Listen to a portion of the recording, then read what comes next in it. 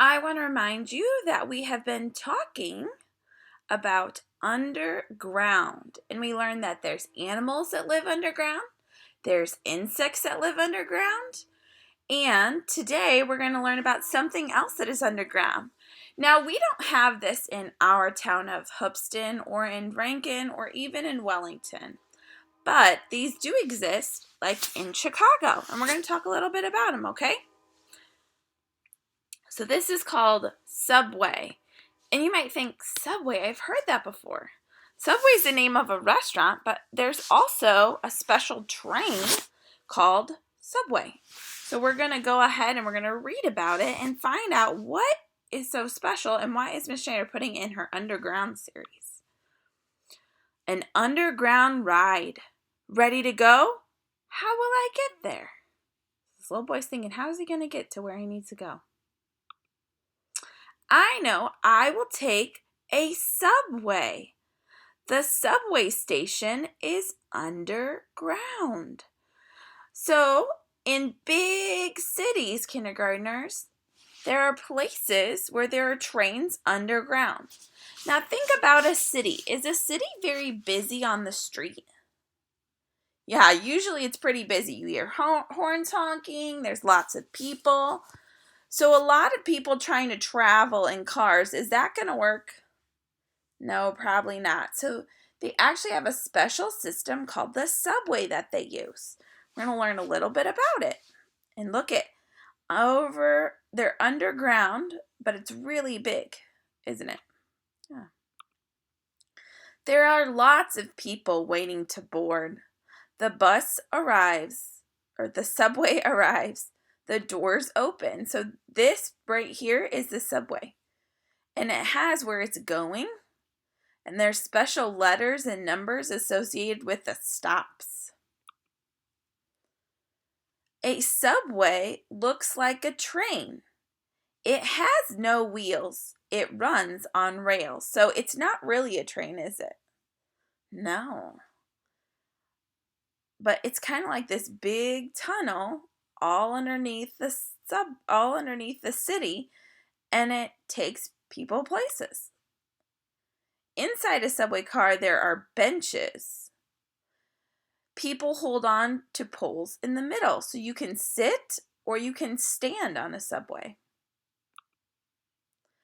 Dozens of subway cars connect together. An operator at the front drives. So they connect lots of these little cars together.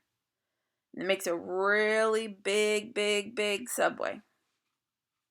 And this is what the operator sees. See, he sees all the underground part. We are going fast. It is dark outside the windows. So they don't have any light because they're underground. So there's not very much light underground, right? And they don't put lights where there's not people, right? So this is what you might see if you ever see a subway. Subway stations. There are many subway stations. People get on and off at each one. So you walk down the stairs underneath.